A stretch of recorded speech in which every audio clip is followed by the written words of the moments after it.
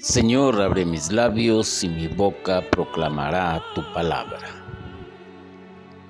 El día de hoy les traigo el tema cuyo nombre es sufrir para resurgir.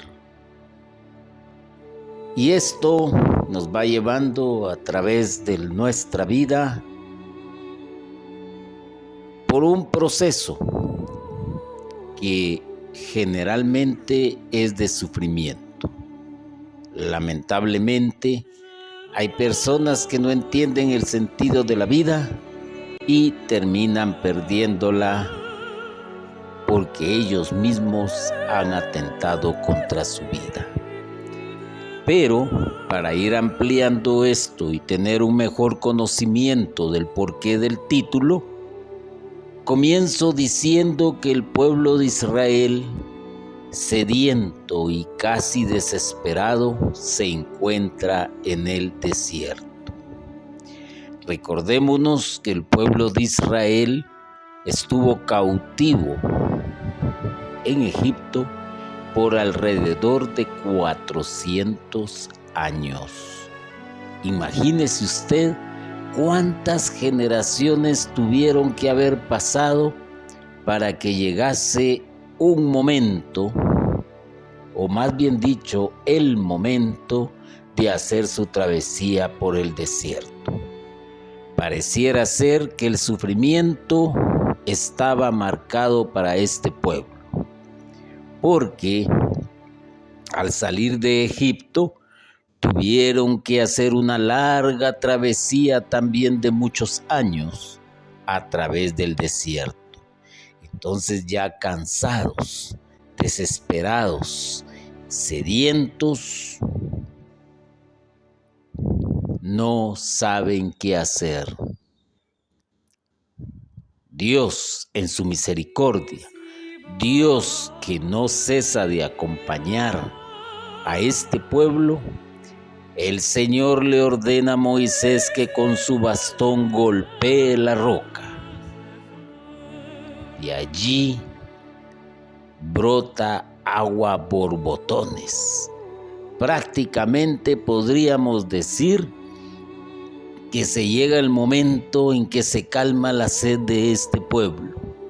Recordémonos que el líder, el que iba dirigiendo hacia la tierra prometida al pueblo de Israel, era Moisés.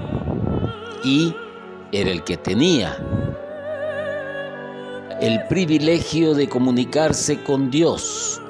Y por lo tanto, Dios le ordena que con su bastón, ese bastón que hizo prodigios en la tierra de Egipto, es el mismo que ahora tiene que usar para golpear la roca. Y al golpearla, sale una cantidad de agua suficiente para calmar la sed de este pueblo sediento. Pero más adelante en el tiempo nos encontramos con San Pablo, el cual, siendo un estudioso, siendo un erudito y podríamos decir un filósofo vamos a ir más allá,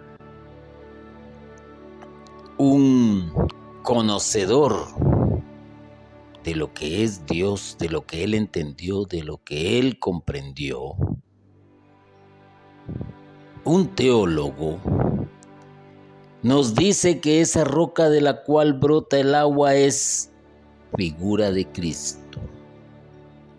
Figura de Cristo. Recordémonos que en el Antiguo Testamento se prefigura a Cristo de diferentes maneras, en diferentes símbolos, con diferentes señales, con diferentes signos, y esta roca es una de ellos.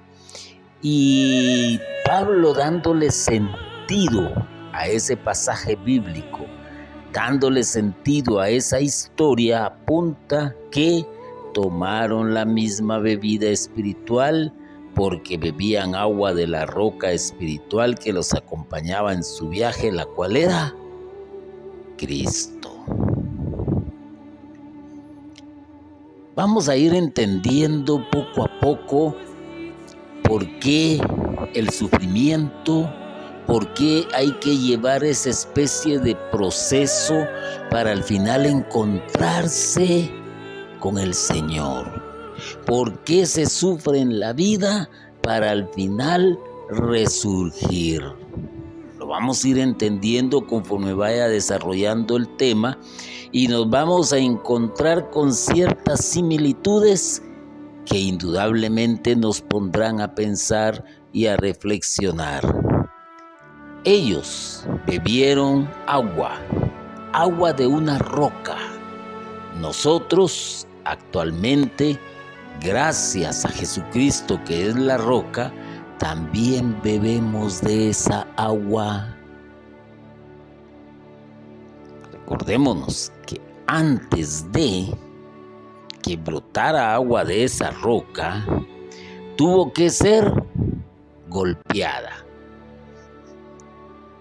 Si nos ponemos en el plano espiritual y en lo que representa esa roca, que representa esa Cristo, Cristo tuvo que ser golpeado, tuvo que ser azotado, tuvo que ser violentado. ¿Para qué? Para que brotara también agua. Cristo, antes de poder entregar su Espíritu Santo a la iglesia, tuvo que ser golpeado en la cruz. Ponle atención a esto. La roca está en el Gólgota. La lanza en manos del enemigo representa, por así decirlo, el bastón de Moisés. Y entonces, cuando este soldado golpea, introduce su lanza en el costado de Jesús, ya sabemos lo que pasó.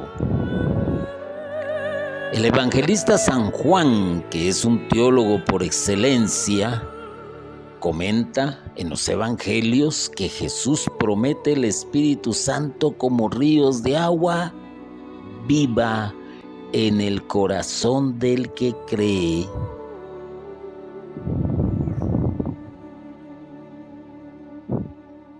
Una bonita relación de las palabras de Jesús y una bonita interpretación que le da, y más bien no bonita, sino acertada, San Juan a ese episodio. Afirma él mismo, es que el Espíritu todavía no había venido porque Jesús aún no había sido glorificado.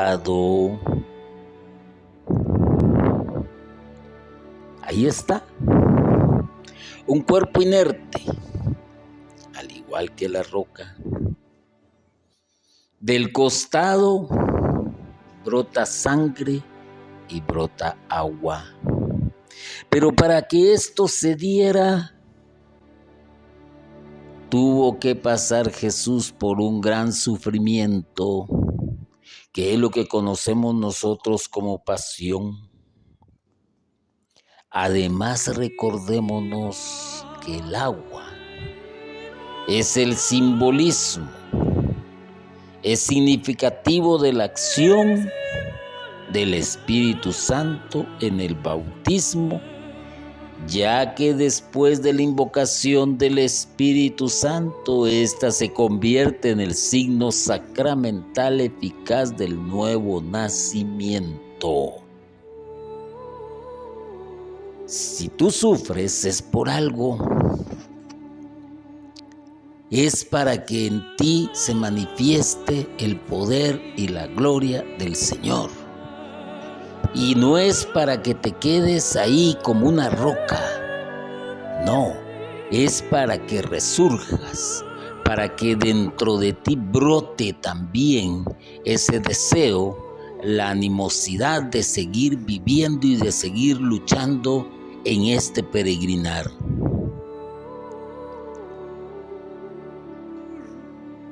San Juan ha interpretado muy bien La cruz es el momento de la glorificación de Jesús. Ahora que Jesús ya ha sido golpeado, glorificado, ya puede entregar su espíritu. ¿Y a dónde entrega su espíritu? Primero, tomemos nota de algo muy importante. Ese espíritu se lo entrega al Padre, porque Él mismo dice en la cruz: Padre, en tus manos encomiendo mi espíritu. Y ese mismo espíritu es el que va a ser derramado más adelante, después de que Jesús suba a los cielos, y sabemos que ese momento se da justamente en lo que nosotros conocemos como el día de Pentecostés.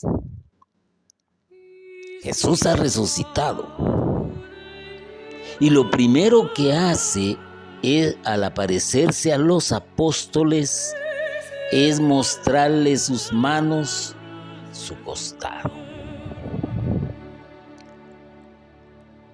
Sus manos que llevan la señal de aquellos clavos que se atrevieron a romper y a rasgar sus carnes de sus pies y de sus manos, y el costado que lleva la señal de donde había sido golpeado.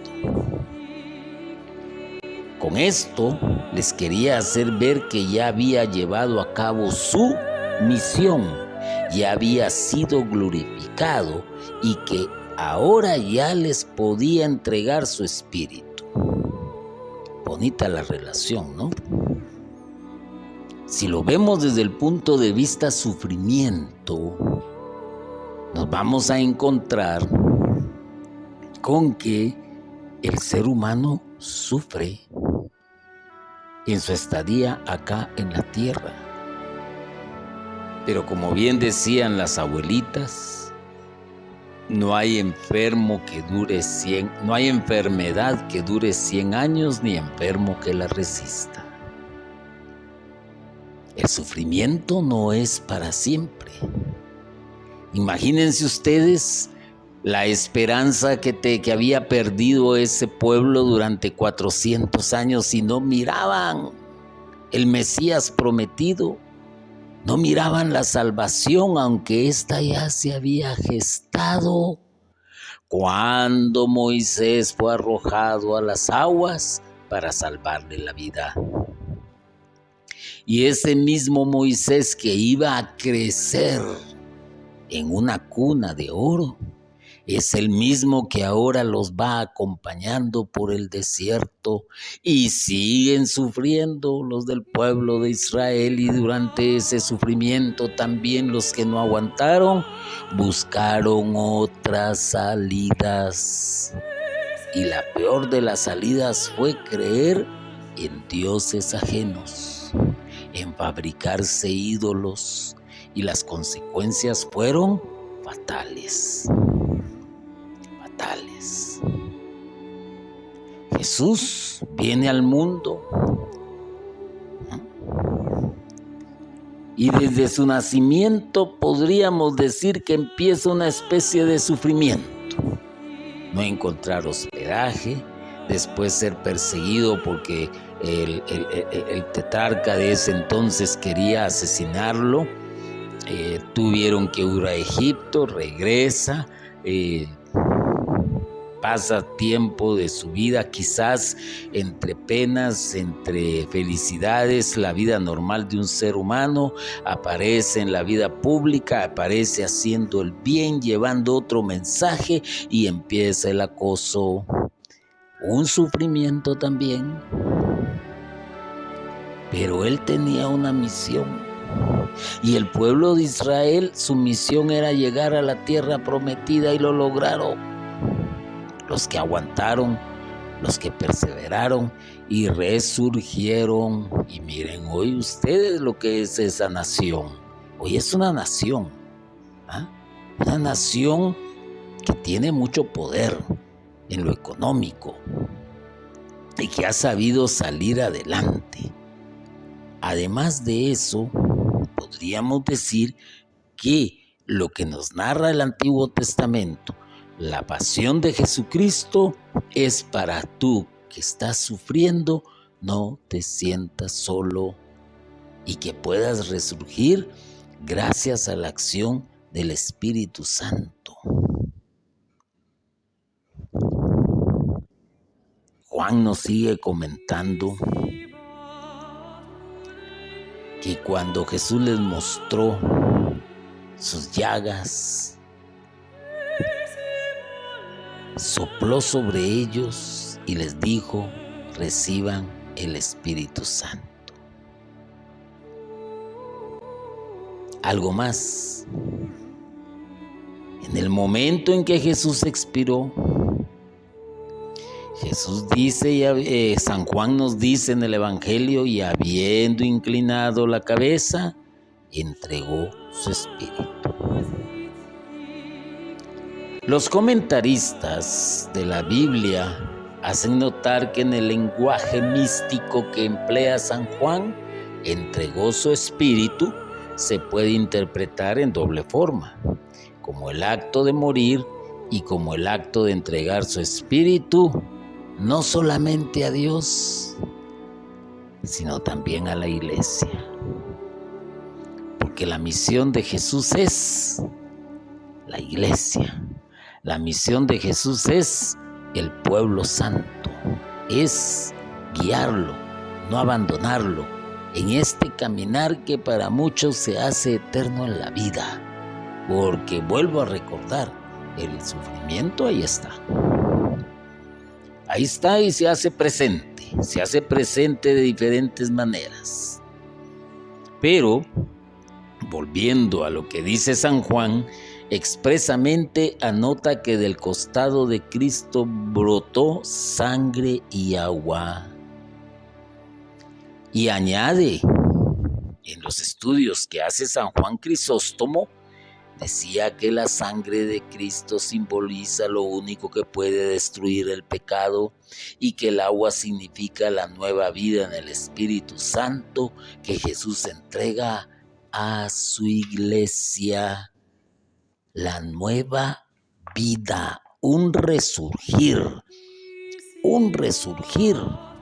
Eso es lo que hay que interpretar, porque, vuelvo a decirlo, el agua representa, por medio del bautismo, un nuevo nacimiento, del mismo modo que la gestación de nuestro primer nacimiento se hace en el agua, así el agua bautismal significa realmente que nuestro nacimiento a la vida divina se nos da en el Espíritu Santo, pero bautizados en un solo Espíritu. También hemos bebido de un solo Espíritu. El Espíritu es pues también personalmente el agua viva que brota de Cristo crucificado como de su manantial y que en nosotros brota vida eterna. No hay que decir más. Se entiende entonces la misión de Jesús. Jesús entiende que su pueblo sufre por enfermedades, sufre por incomprensiones, sufre por cuestiones económicas, por cuestiones sociales. Jesús lo entiende perfectamente bien y sabe que su vida en la tierra tiene un tiempo limitado, porque su misión tiene un límite. Y eso se cumple justamente cuando entrega su vida en la cruz y después resucita, porque eso es lo que nosotros creemos, y si no, como dice San Pablo, vana sería nuestra fe si Cristo no hubiese resucitado. Y sigue en ese corto periodo de tiempo que viene a ser también una simbología para que se coseche. Hasta el día de Pentecostés, tiempo de la cosecha, va alentando, va animando, va explicando, va, por así decirlo, da las últimas directrices, hasta que asciende a los cielos Y dice, id y predicad el evangelio a toda criatura, a todas las naciones. Con esto, Él ya dejó y dice, vayan al lugar alto y ahí recibirán el Espíritu Santo. Y se cumplió. Y es Él mismo quien nos dice, no estarán solos, yo estaré con ustedes hasta el fin de los tiempos, que bien puede ser tu tiempo o bien puede ser el tiempo de la humanidad. Pero con ese acto de morir es el mismo acto de entregar su espíritu a la iglesia. Y estando en la cruz, fue todavía atravesado por una lanza, de la cual brota sangre y agua, ríos de agua viva, ríos de vida eterna, ríos de acompañamiento, ríos de sostener al que sufre, para que éste resurja de la muerte a la vida. Porque el que sufre prácticamente está muriendo, está en la muerte, se siente en la oscuridad, se siente en las tinieblas, se siente atrapado en un callejón sin salida. Pero media vez o una vez se entregue a Cristo, va a tener también el derecho de beber de esa agua. Y para poder gozar de esos ríos de agua viva del Espíritu Santo que Jesús promete a los que creen en Él, antes debemos ser golpeados y debemos ser crucificados con Cristo. ¿Por qué lo digo? Podríamos decirlo de la siguiente manera. El sufrimiento te puede llegar por causas externas o bien el sufrimiento puede llegar acerca de lo que tú mismo has provocado. Para no ir muy lejos, por ejemplo, una persona que tiene SIDA pudo haber sido porque se contagió por una transfusión sanguínea y él no es culpable, pero sufre. Prácticamente está muriendo. Por otro lado, pudo ser culpable por tener relaciones de índole sexual con quien se le antojó y la consecuencia es esa enfermedad. Entonces está sufriendo, pero hay otros, y en la mayoría de los casos, que el sufrimiento se lo han buscado ellos mismos de acuerdo a sus acciones. Y entonces se ven atrapados, se sienten acorralados y el sufrimiento no para de sufrir. Y una de las parábolas que nos ilustra bien este sentido es aquel hijo que vivía en la hacienda, que lo tenía todo, que era acomodado, tenía la riqueza, tenía techo, tenía vestido, y sin embargo viene y le reclama a su padre lo que le corresponde de la herencia. Ahí empieza a marcar él su sufrimiento. La herencia la tira, la destruye y al final se encuentra comiendo en una porqueriza. ¿Y qué resulta? Entra en sí mismo, piensa, reflexiona y dice: vuelvo a la casa de mi padre. ¿Por qué cito esto? Para que entendamos por qué dije que antes debemos ser golpeados y debemos ser crucificados en el sufrimiento. Solo aquellos que han tenido ya el agua hasta el cuello, que ya se ahogan, que ya sienten morir, buscan desesperadamente al Señor. Y Él está dispuesto a recibirlos con sus brazos abiertos. Si no, pues vea usted la infinidad de testimonios, escuche la infinidad de testimonios que dan todos aquellos que están entregados al servicio del Señor en movimientos, en ministerios, en comunidades. Y cuando usted escucha eso, van a entender que al final de tanto sufrimiento resurgen a la vida, pero hay una condición: beber del agua de la roca, beber del agua que emana del costado de Jesucristo. Si Él pasó por eso, nosotros no somos más que Él como para no pasar también por un sufrimiento y tener el gozo de disfrutar ríos de agua viva. Jacob, ¿quién no recuerda a Jacob? Jacob, antes de que se le pudiera cambiar el nombre, tuvo que luchar con un ángel. Fue golpeado. Al quedar inmóvil, se le pudo cambiar de nombre. Ya sabemos qué nombre. En nuestra lucha espiritual, en tu lucha, en mi lucha, nuestro hombre carnal debe ser derrotado por alguien muy importante, que es el hombre espiritual. Porque nosotros nos vamos moviendo conforme a nuestra carne, conforme a nuestro razonamiento, el cual es generalmente carnal. Y la carnalidad te lleva a una ambición desmedida, a un egoísmo, te lleva y te maneja por senderos también de avaricia, de lujuria. Prácticamente podríamos decir que los 7 pecados capitales te atrapan.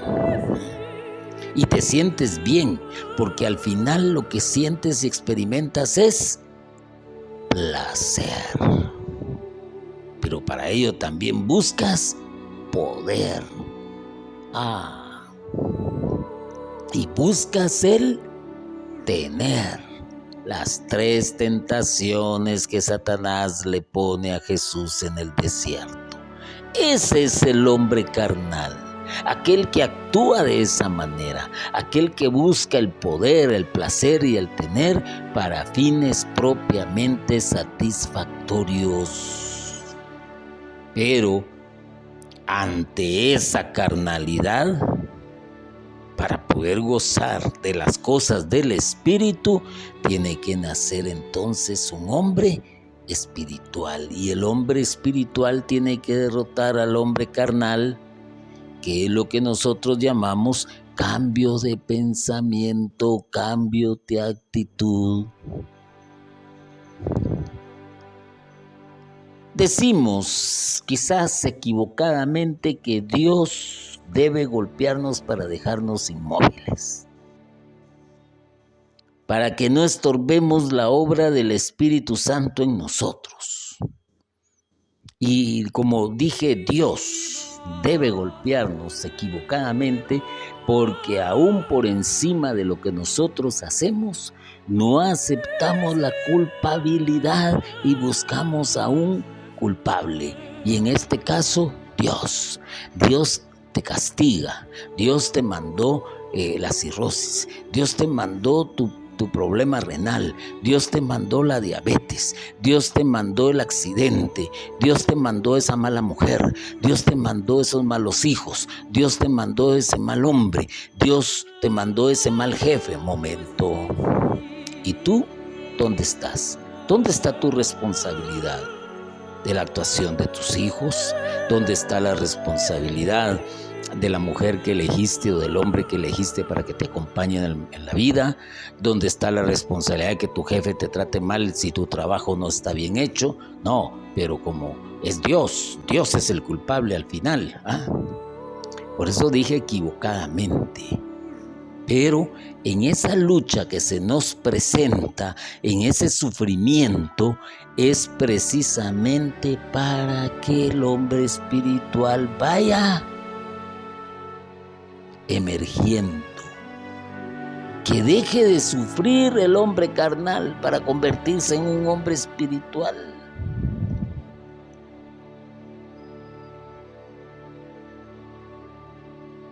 Entonces, podemos comenzar a ser nuevas criaturas. Solo entonces llega para nosotros el nuevo nacimiento que nos viene por medio del agua y del Espíritu Santo, cuyo canal, llamémosle así, es el agua, que representa el Espíritu Santo. Agua en abundancia, agua en abundancia, vida en abundancia, vida eterna. ¿Y gracias a quién? A aquel que sufrió para resurgir. Cristo sufrió, fue enterrado, colocado en una tumba, pero resurgió al tercer día. Esa es una enseñanza bastante fuerte para todo el sufrimiento que se puede arrastrar el pueblo de Israel. 400 años de esclavitud y 40 años en el desierto, pero resurgió a una nueva vida. Y todos los hijos de Dios que están sufriendo, si entienden que tienen que regresar al Padre, a la casa del Padre, volverán y nacerán a una nueva vida. Que tómelo usted, si usted quiere, de esta manera. La roca allá en el desierto, inerte, no significa nada, pero es una figura, una prefigura de Cristo. Tu vida acá en la tierra, probablemente el sufrimiento, probablemente el vivir mejor al tener tu encuentro personal con Él, es una prefigura de lo que te espera en la vida eterna. Que no lo logres entender o que no se logre comprender es otra historia. Quien lo entendió muy bien fue San Pablo. Estoy crucificado juntamente con Cristo.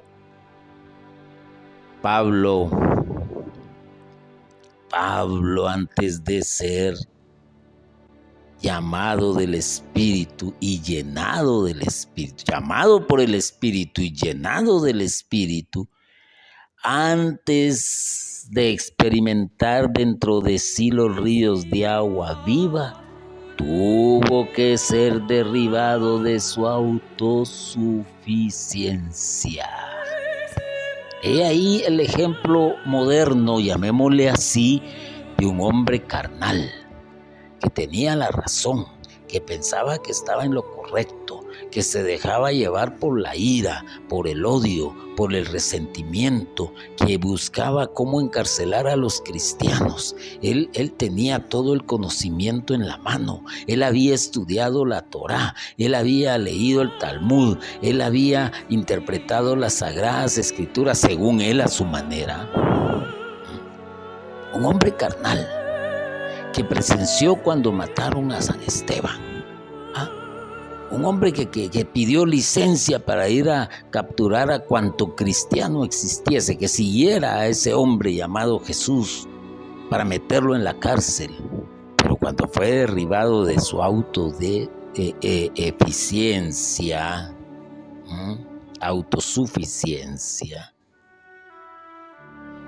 entendió algo. Golpeado, humillado, ciego, inmóvil, en esa meditación profunda, en esa reflexión profunda sobre lo que él estaba haciendo, y porque fue un hombre escogido por el mismo Señor, reflexiona, medita, y en ese momento pudo entrar en acción el Espíritu Santo. Hasta ese momento, cuando el ser humano piensa, medita y reflexiona sobre lo que está haciendo. Aquel que es un borracho no va a razonar, no va a pensar. Él está bien, él sabe que su quincena, que su pago mensual, indudablemente una gran cantidad de dinero va para compartir con los amigos, para invitar a los amigos, para darse ese pequeño gusto después de mucho trabajar, para emborracharse.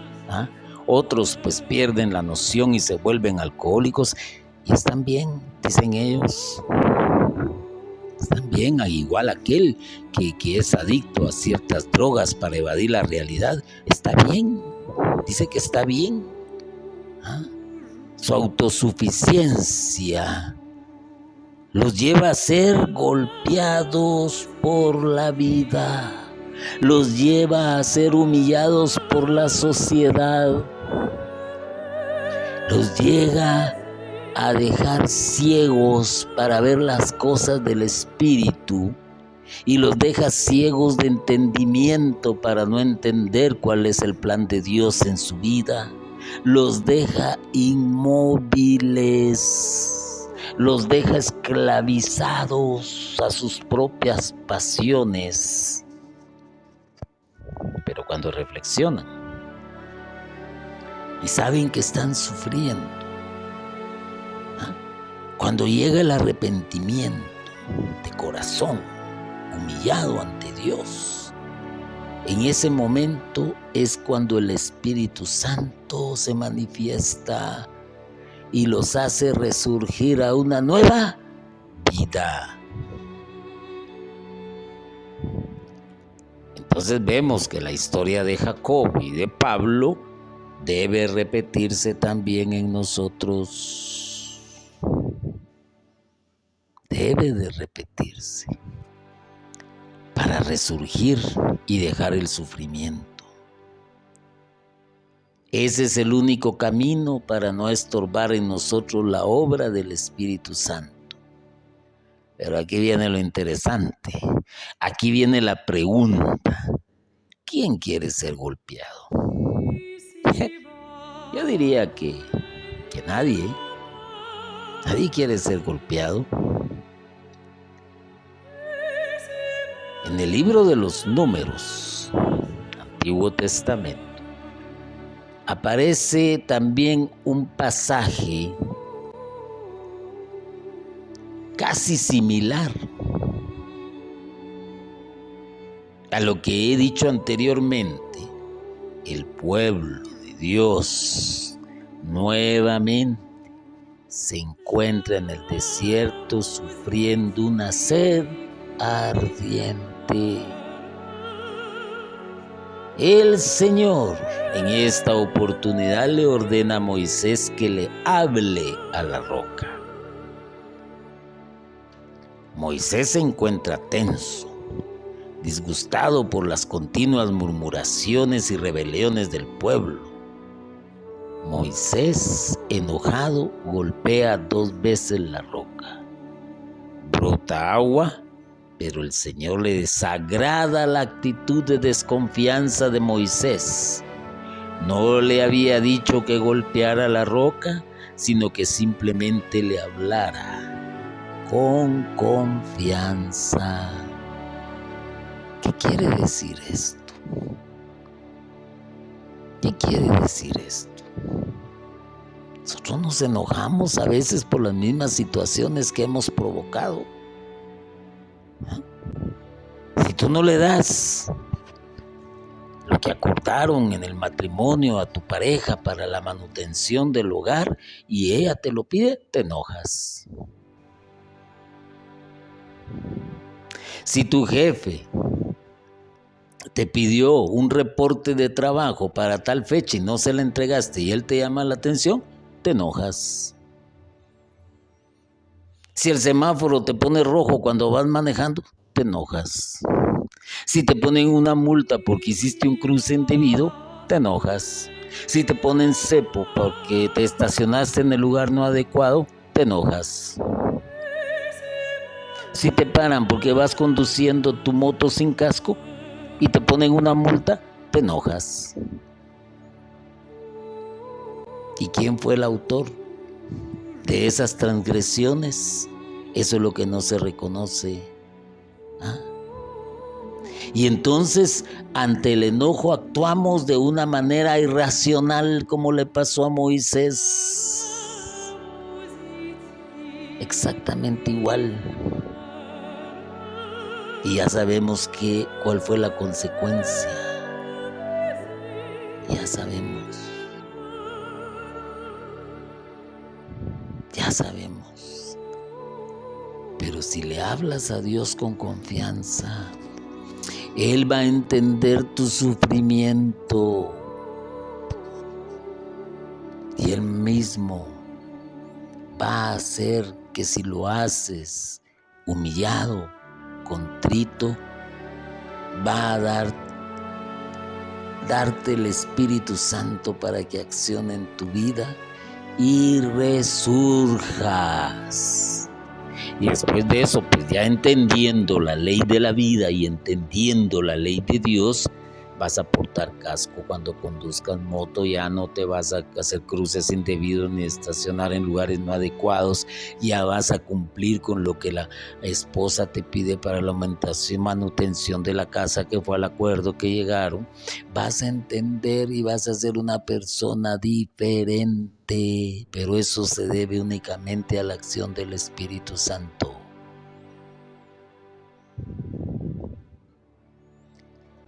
A veces se habla, ciertamente la iglesia en el tiempo litúrgico pues está lo que es Pentecostés y se celebra, y es cuando se hacen las confirmaciones generalmente en esa fecha porque está enriquecida de una simbología bastante extensa y amplia. Pero hay un Pentecostés personal, que es el momento en el cual recibes la unción del Espíritu Santo. Ese es muy personal. Y a muchos no nos gusta que se le llame como nuestro Pentecostés personal, ya. Pero es personal. Cada quien que ha estado en un retiro de iniciación cristiana sabe muy bien de lo que estoy hablando. Es el encuentro con el Señor. Es cuando se te anuncia el querigma y cuando entiendes las consecuencias del pecado y cuando analizas y reflexionas y llegas a un arrepentimiento sincero y entonces permites que el Señor sea el centro de tu vida y que por medio de ello dejas que la acción del Espíritu Santo se manifieste en tu vida. Pero ya fuiste golpeado antes. Vuelvo a repetirlo, quizás por situaciones externas o naturales o propias. Un sufrimiento natural, llamémosle así, es la pérdida de un ser querido. Por muerte natural me refiero. Nadie quiere perder a un ser querido, nadie. Y se sufre. O porque sufriste un aborto espontáneo, se sufre. Son cuestiones a veces que pasan y el sufrimiento no lo vamos a lograr entender. O que quizás que cuando creíste o pensaste que tu matrimonio estaba sólido, resulta que había sido engañado o engañada durante mucho tiempo y se llega a una ruptura, también se sufre. Pero después de ese sufrimiento viene el resurgir a la nueva vida, siempre y cuando le hables con confianza al Señor. Ya fuiste golpeado. Ya fuiste purificado. Y a fondo, porque la purificación duele. Duele. Pablo lo compara con un crisol. Duele. Así que para las veces siguientes, el Señor nos pide que le hablemos a la roca, es decir, nos exige confianza en Él, en sus promesas. Y eso es otro tema aparte. Es otro tema aparte, porque realmente cuánto confías y crees ciegamente en las promesas del Señor. No en lo que tú esperas, que quede claro. Y vuelvas a decir, es que el Señor me falló, es que el Señor no me escuchó un momento. Las promesas del Señor son unas y las puedes encontrar en las Sagradas Escrituras. La confianza en el Señor también depende de ti. Una confianza ciega en el Señor, no en aquellas ovejas disfrazados, lobos disfrazados de ovejas. ¿Ah? No pongas tu confianza en ellos solo te van a quitar en lugar de darte. Mucho cuidado, mucho cuidado. Porque la verdad es que, y Jesús no miente, Él dijo y aseguró, del que cree en mí, póngale atención a esto, del que cree en mí brotarán ríos de agua viva. Y nos pide lo más simple, lo más sencillo, solo nos pide creer. Así, fíjate cómo es esto. ¿Crees en que tu cheque va a estar a fin de mes? ¿Crees en que cuando te subas al automóvil y metes la llave donde hay que colocarla para que arranque,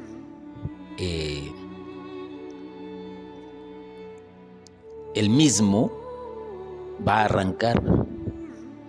¿Crees que el reloj despertador va a sonar a la hora que lo dejaste programado y sientes y tienes confianza? Lo crees ciegamente. Pero cuán difícil es creer y tener confianza en el Señor. Aunque no lo creas, no te abandonas ciegamente al Señor. Dudas, te enojas, golpeas, te sientes agobiado, murmuras. Y lo que Él pidió es tan sencillo, yo creo que no requiere esfuerzo, que es creer en Él para que de nosotros que broten ríos de agua viva. Ríos de agua viva.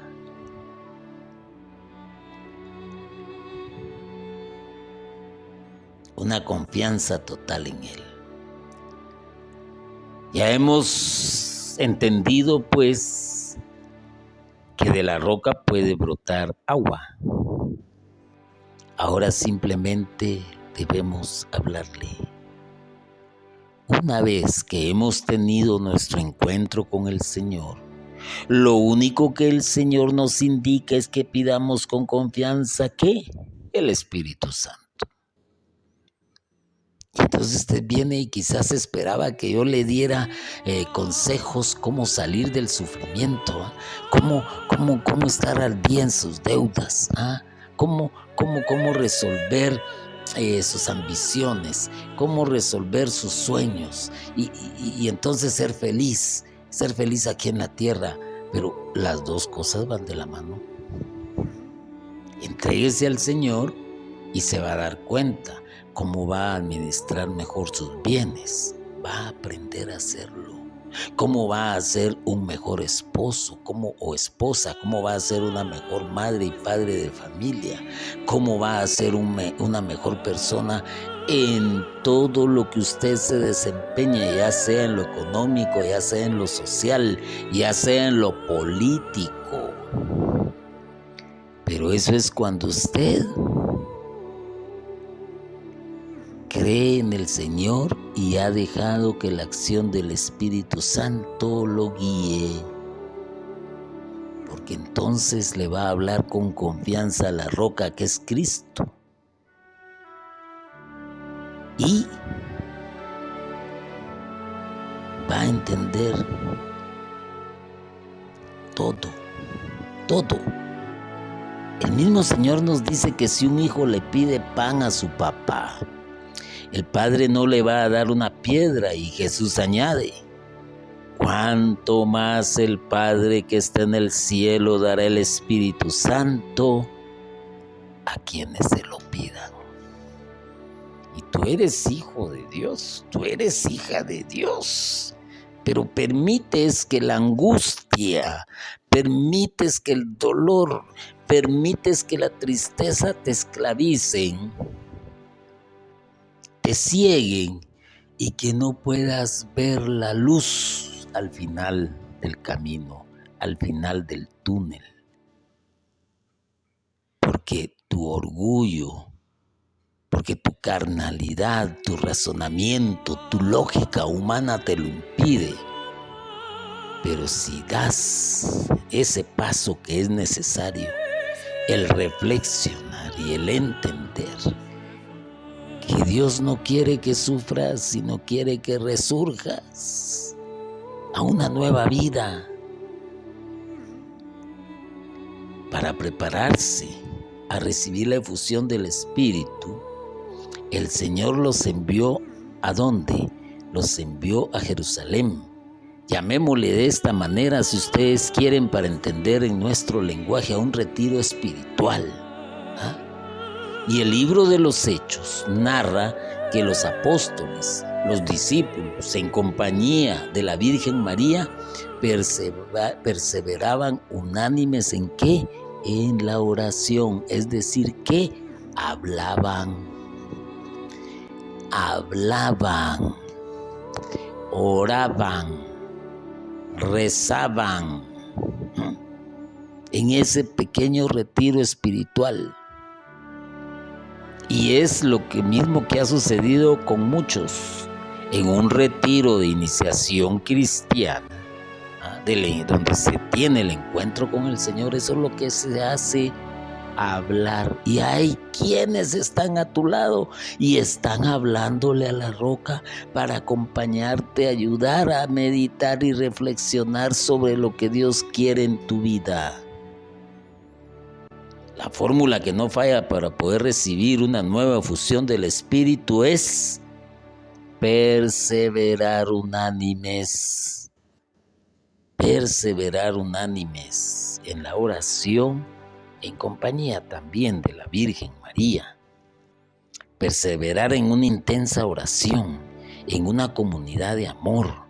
Eso es porque esa comunidad representa una porción del pueblo de Dios, representa una porción de la nación santa.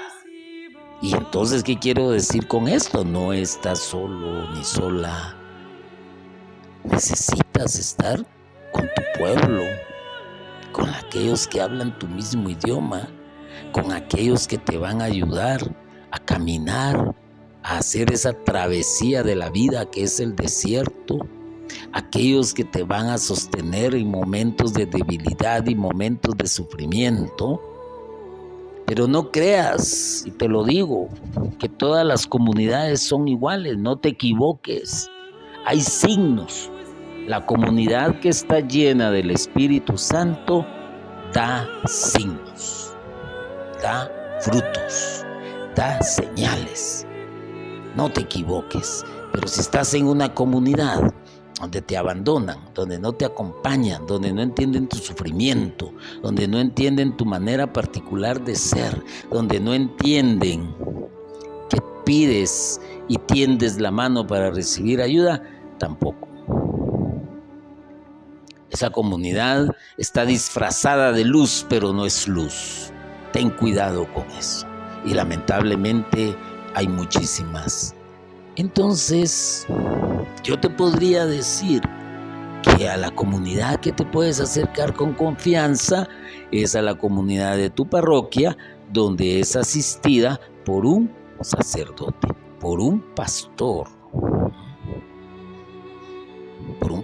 de la iglesia. Insértate en la comunidad parroquial y vas a notar la diferencia, Ahí es donde se te va a acompañar. Ahí es donde van a orar por ti. Entonces, Dios nos ordena hablarle a la roca, a su Hijo. Nada más. Así de simple, así de sencillo. Ya que San Pablo pues nos recuerda que la roca simbólica es Cristo. Lo único que nos pide es orar en nombre de Jesús con perseverancia. El Padre no nos entregará una piedra en lugar del Espíritu Santo. Nos va a dar la roca que es Cristo, manantial de agua viva. ¿Quieres salir del sufrimiento? ¿Quieres resurgir? Entrégate a Cristo. Búscale. Ponte y haz un alto en tu vida sobre qué has hecho, qué estás haciendo, y cuando saques una conclusión, ¿qué vas a hacer? Ahora bien, si te gusta sufrir, hermano y hermana, te lo digo con toda claridad, sigue sufriendo. Ya casi para concluir, te puedo decir, en otro pasaje bíblico, el pueblo nuevamente está sediento en el desierto. En esta oportunidad, todo el pueblo se pone a alabar a Dios, mientras sus dirigentes con sus bastones buscan un pozo de agua. Lo que llama la atención es lo que hacen los dirigentes. No se ponen a cavar el pozo con palas y azadones, ni con la herramienta que tuvieran a la mano. Solamente con sus bastones buscan un pozo entre los zarzales. Estaban seguros del agua que el Señor les había prometido. Solamente tenían que buscarla. Mientras la buscan, todos alaban a Dios. Ilustrativo este pasaje. Confianza en el Señor, no confianza en sí mismos. No usando herramientas fabricadas por el mismo hombre, sino confianza en el Señor. Y buscan el agua, pero mientras tanto alaban a Dios en medio del sufrimiento, de esa sed. No se enojan, no murmuran, no blasfeman. Alaban a Dios. Eso es lo interesante de esto.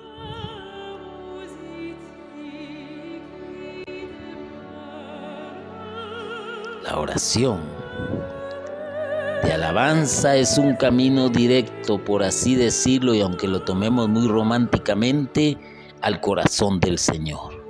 En la oración sincera de alabanza, póngase atención, no nos buscamos a nosotros mismos, nuestros intereses, sino buscamos agradecer a Dios, alabarlo de corazón. Aquel pueblo encontró el pozo y saciaron su sed. Esto no les va a gustar a muchos, lo que voy a decir a continuación. Ciertamente las asambleas deben de ser alegres, porque vamos al encuentro del Señor, juntos como hermanos, claro está. Y hay hermanos que tienen que están en el ministerio de alabanza y lo que hacen es, por así decirlo, llenarnos con cantos de avivamiento. Esa es la palabra. Pero ¿qué es lo que buscamos? Desfogar nuestra energía, sacudirnos del polvo del camino, bailamos, saltamos, hacemos uno que otro por ahí, movimiento corpóreo, dinámica se les llama, y más cuando cantan aquella de el río, y va el río y todos hacen un trencito ahí para hacerlo del río, y más cuando grande el amor de Dios, elevamos las manos, bajamos las manos, hay muchas dinámicas, está bien, pero esa no es alabar a Dios. Alabar a Dios es otra cosa, y la iglesia nos lo enseña. Cantar esos himnos de alabanza donde se ensalza al Señor, donde se le da gracias al Señor por todo lo bueno y maravilloso que es. Y si nuestras comunidades en asamblea hicieran ese tipo de oración y lograran compenetrarse en ese tipo de alabanza, sería otra historia. Encontraríamos el pozo que nos va a saciar la sed que tenemos. Jesús mismo dice también: vengan a mí, si alguno de ustedes tiene sed, venga a mí y beba. Del interior del que cree en mí brotarán ríos de agua viva. Los ríos de agua viva hay que buscarlos. Ya están allí. No hace falta estar golpeando rocas. No hace falta. Ya Jesús fue golpeado en la cruz por ti, por mí. Ahora debemos acercarnos, nada más que acercarnos. Y ese acto de acercarnos es el mismo acto que consiste en buscar el pozo de agua con el bastón. Nada de violencia, nada de cansancio. ¿Ah? ¿Se entiende? ¿Se entiende? Entonces vuelvo a recapitular en lo siguiente, hermano y hermana. ¿Usted quiere realmente resurgir? Deje de sufrir. Deje de sufrir. Probablemente piense que lo que le estoy diciendo es una fantasía o es un sueño, pero el sufrimiento es temporal. Y téngalo por seguro que no le va a durar 400 años, porque no va a vivir ese tiempo. Téngalo por seguro que tampoco le va a durar 40 años. Porque en el lapso de vida que usted tenga, se arrepiente y busca al Señor de corazón y empieza a actuar conforme a la voluntad de Él y con la ayuda del Espíritu Santo, usted va a resurgir. Se lo estoy diciendo. Y el Señor le va a proveer de bastones. Y el Señor le va a proveer la roca. Y el Señor le va a dar el agua que da vida y vida en abundancia. Y esto se va a lograr por algo muy sencillo, lo más simple, que es fe.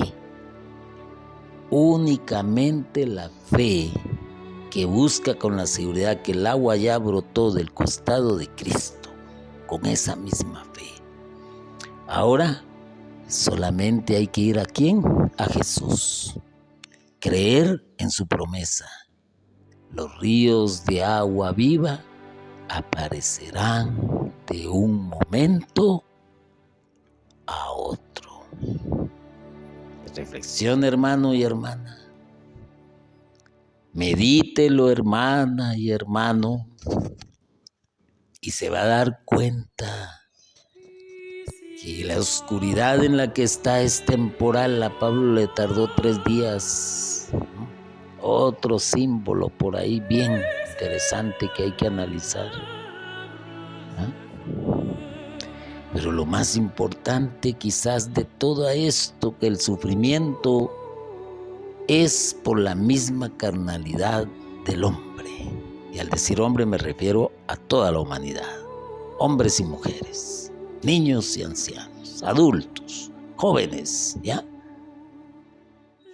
Pero Pero cuando se le da paso al ser espiritual, la vida cambia y ahí está la roca.